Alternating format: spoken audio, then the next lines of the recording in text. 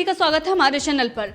आज 3 बजे अर्णव गोस्वामी की जमानत याचिका पर सुनवाई थी और बॉम्बे हाई कोर्ट ने जमानत याचिका को खारिज कर दिया है। अब जनता ये सवाल खड़े कर रही है कि आखिर बॉम्बे हाई कोर्ट ने 4 दिन बाद जमानत याचिका क्यों खारिज की। इससे पहले ही वो कर देती अगर उसे बेल नहीं देनी थी। लेकिन अगर इस पूरे मामले को देखें और सरकार जो प्रतिशोध के कारण इस तरीके से एक पत्रकार की आवाज को दबाने के लिए अवैध रूप से गिरफ्तार करती है, उसको यातनाएं दी जाती हैं, उसको क्वारंटाइन सेंटर से जेल में शिफ्ट किया जाता है, सब कुछ झूठ पर टिका हुआ है। लेकिन उसके बाद भी अगर बॉम्बे हाई कोर्ट इस तरीके का डिसीजन लेती है तो जनता सवाल पूछ रही है कि बहुत सारे ऐसे मामले हमने देखे हैं। अगर हम सलमान खान जो हिट एंड रन केस था उसमें उनको सेम डे बेल मिल जाती है। इसी के साथ बहुत सारे ऐसे मामले रहे हैं। एक तरफ कोर्ट आतंकियों के लिए रात में खुल जाती है, दूसरी तरफ एक देश के जो पत्रकार हैं, सच्चे पत्रकार हैं और लोकतंत्र का जो चौथा स्तंभ है उस पर इस तरीके से प्रहार होता है लेकिन उसको बेल नहीं मिलती है। तो जनता इस जो ये फैसला आया है, जिस तरीके से बॉम्बे हाई कोर्ट ने फैसला लिया है, इससे जनता आहत हुई है। लेकिन पूरे देश की जनता दुनिया भर में अर्णव गोस्वामी के समर्थन में विरोध प्रदर्शन हो रहे हैं। सरकार को बर्खास्त करने की मांग की जा रही है, अर्णव गोस्वामी को रिहा करने की मांग की जा रही है। जनता लगातार अर्णव गोस्वामी के साथ में है और अब जिस तरीके से तारीख पर तारीख मिल रही है, जनता का आक्रोश बढ़ता जा रहा है। उद्धव ठाकरे के लिए भी और कहीं ना कहीं केंद्र की जो सरकार है उसके लिए भी। सोनिया गांधी, उद्धव ठाकरे और शरद पवार को पहले भी जनता उनको लेकर सवाल खड़े कर रही थी और उनसे सवाल पूछ रही थी और जिस तरीके का रवैया महाराष्ट्र सरकार ने दिखाया था उसको लेकर जनता आक्रोशित थी। लेकिन अब जो ये पूरा मामला हो रहा है इसको लेकर जनता ये सवाल पूछ रही है कि कभी कभी तो कोर्ट स्वतः संज्ञान लेता है, कई बार तो आतंकियों के लिए रात में ही कोर्ट खुल जाता है और उस पूरे मामले पर सुनवाई होती है। इसी के साथ कई सारे मामले हैं, चाहे वो सलमान खान का मामला हो या फिर और भी बहुत सारे ऐसे मामले हैं, उनको सेम डे बेल मिल जाती है और वो किस तरीके से घूमते हैं। एक और भी मामला है कि तीस्ता सीतलवाड़ का मामला गुजरात दंगों से जुड़ा हुआ था, उसमें उनको किस तरीके से उनके घर पर पुलिस जाती है, उनको गिरफ्तार। लेकिन तीस्ता सीतलवाड़ और उनके पति जावेद आनंद की गिरफ्तारी को सुप्रीम कोर्ट ने आनंद फानन में रुकवा देती है और ये सिब्बल की फोन पर पैरवी के बाद ये डिसीजन लिया जाता है। तो अगर हम बात करें तो ये जो पूरा मामला है और जिस तरीके से अर्णव गोस्वामी की 4 दिन बाद जो अंतरिम जमानत याचिका थी उसको बॉम्बे हाई कोर्ट खारिज करता है, तो जनता का आक्रोश है और जनता इस बात को लेकर आहत भी है कि 4 दिन बाद जिस तरीके से अर्णव गोस्वामी को प्रताड़ित किया जा रहा है और उनको वहां पर जो यातनाएं दी जा रही हैं, झूठे केस उन पर लगाए जा रहे हैं और उनके स्वास्थ्य और सुरक्षा को लेकर राज्यपाल ने भी चिंता जाहिर की है। देवेंद्र फडणवीस जो महाराष्ट्र के पूर्व मुख्यमंत्री हैं, उन्होंने भी ट्वीट करके हाईकोर्ट से इस पूरे मामले में संज्ञान लेने के लिए कहा है। लेकिन सवाल अब उन लोगों से भी है जो इस पूरे मामले में एक्शन नहीं ले रहे हैं। बॉम्बे हाईकोर्ट का जो फैसला है ये जनता को आहत करने वाला है। कहीं ना कहीं अगर ऐसे फैसले होते हैं तो जनता सवाल खड़े करती है और जनता अब ये सोच रही है कि अगर ऐसा ही होता रहा तो आखिर उसे क्या करना है, आगे वो डिसाइड करेगी।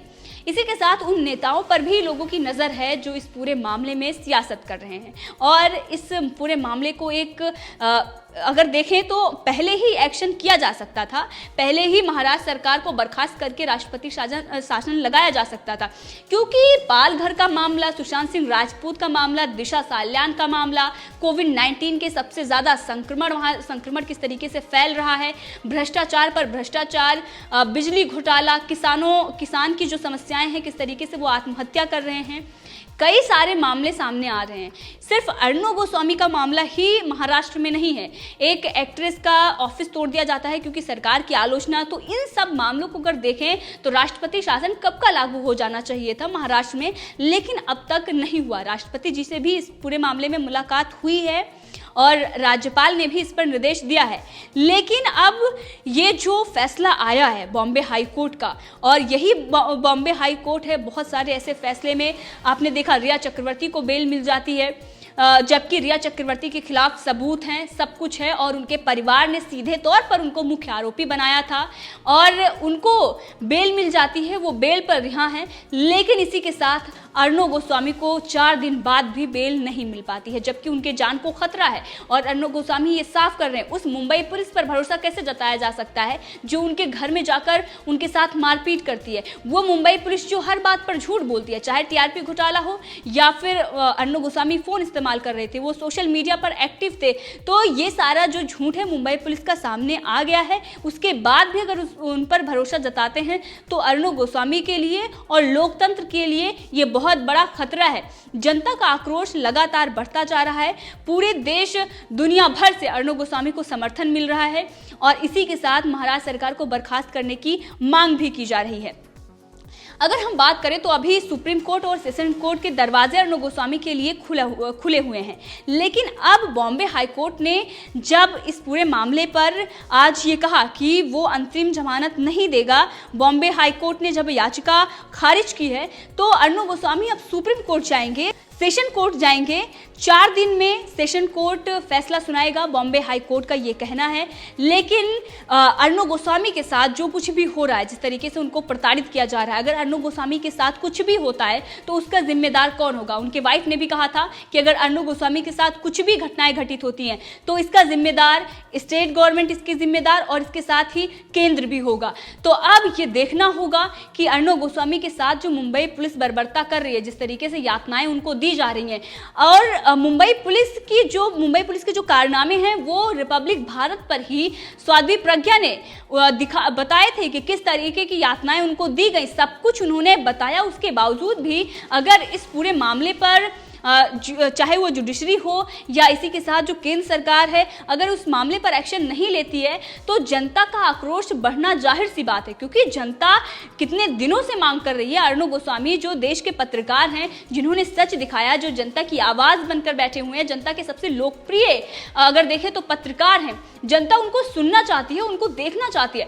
देश में किसी भी पत्रकार को अगर आप देखें और जब वो आते हैं तो कितना उत्साहित रहती है जनता उनको सुनने के लिए। आप देख सकते हैं जब भी अर्णव गोस्वामी लाइव आते हैं सोशल मीडिया प्लेटफॉर्म पर, अगर आप देखें यूट्यूब या बाकी जो चीजें हैं या फिर ऑन एयर उनकी टीआरपी अगर देखा जाए तो अर्णव गोस्वामी की सबसे ज्यादा है।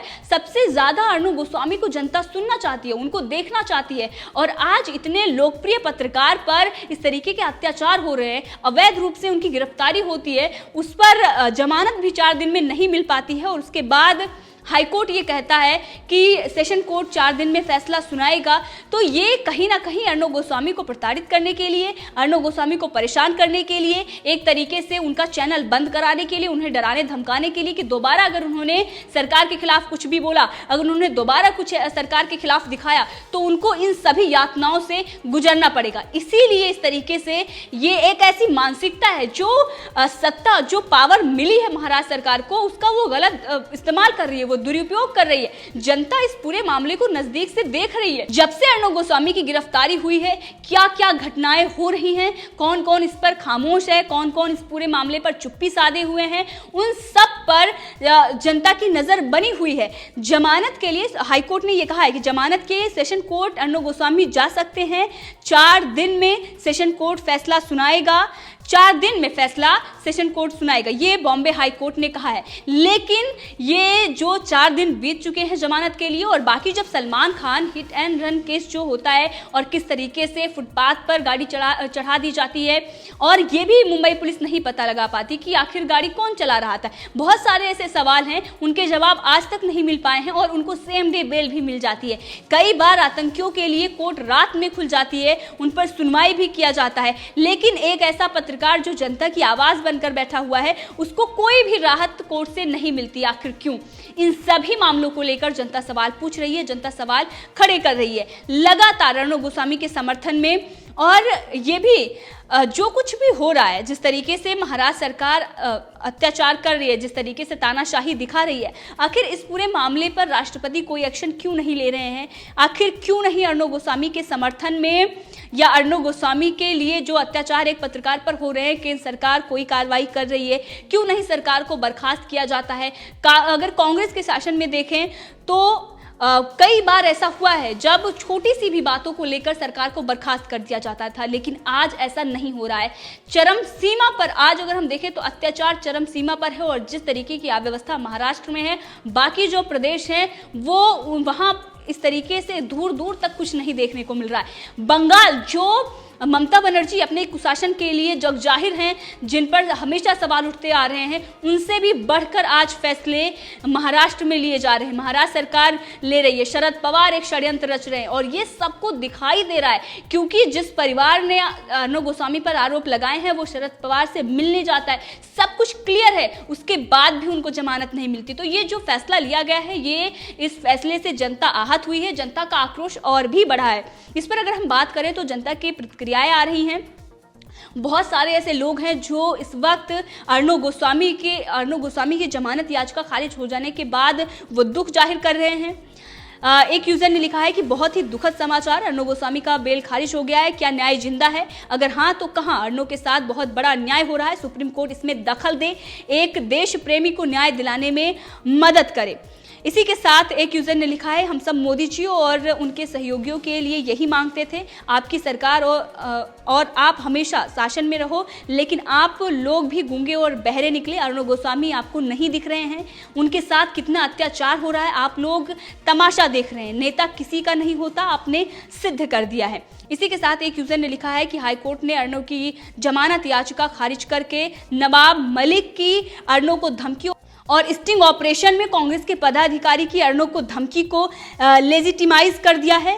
कृपया संज्ञान लें। इसी के साथ लगातार ये जनता सवाल पूछ रही है कि मैं जानना चाहता हूं कि केंद्र सरकार की क्या मजबूरी है कि अर्णव गोस्वामी के प्रकरण में संज्ञान नहीं ले पा रही है। क्या इस देश में राष्ट्रहित और हिंदू हित की बात करना अपराध है? अगर नहीं तो जवाब दीजिए, महाराष्ट्र सरकार ने किसके तहत अर्णव गोस्वामी को जेल भेजा है? अर्णव गोस्वामी पर जिस तरीके से अत्याचार हो रहा है ये सहन नहीं होगा। 4 दिन तक किस तरीके से मामले को लटकाया गया, उसके बाद अब सेशन कोर्ट की बात आई तो उन्होंने कहा कि 4 दिन में यह फैसला लिया जाएगा। बॉम्बे हाई कोर्ट ने ये डिसीजन लिया है। अब इसको लेकर जिस तरीके से अर्णव गोस्वामी पर जिस तरीके के अत्याचार हो रहे हैं और उन्होंने साफ बोल दिया है कि उनके जान को खतरा है, उनको प्रताड़ित किया जा रहा है, उनको यातनाएं दी जा रही हैं, उनको परेशान किया जा रहा है। और साध्वी प्रज्ञा ने इस पूरे मामले पर पहले ही प्रकाश डाल दिया था, पहले उन्होंने इस सब चीजों से अवगत कराया है। उसके बाद भी अगर मुंबई पुलिस पर भरोसा किया जा रहा है, जो आतंकियों का किस तरीके से केक काटकर वो उनके साथ सेलिब्रेशन करती है, दूसरी तरफ अगर हम देखें तो बड़े बड़े जो देशद्रोही हैं, जो बड़े बड़े दोषी हैं, उनको किस तरीके से चेयर देकर बिठाया जाता है, जो देश के खिलाफ षड्यंत्र रचते हैं उनको किस तरीके से बढ़ावा दिया जाता है, आतंकियों के लिए रात में कोर्ट खुलवाई जाती है। और एक ऐसा पत्रकार जो जनता के लिए आवाज उठा रहा है, उसकी जमानत याचिका 4 दिन बाद खारिज की जाती है और खारिज करने के बाद ये कहा जाता है कि अगर वो सेशन कोर्ट जाते हैं तो 4 दिन में वो फैसला आएगा। तो इस पूरे मामले में आपकी क्या राय है, कमेंट करके जरूर बताएं। और अर्णव गोस्वामी पर जिस तरीके के अत्याचार हो रहे हैं, इस पूरे मामले को लेकर आपकी क्या राय है? जो बॉम्बे हाई कोर्ट का फैसला आया है उस पर आप क्या सोचते हैं, कमेंट करके जरूर बताएं। अगर आपने चैनल को सब्सक्राइब नहीं किया है तो कर ले, ताकि हर अपडेट आप तक पहुंचती रहे। धन्यवाद।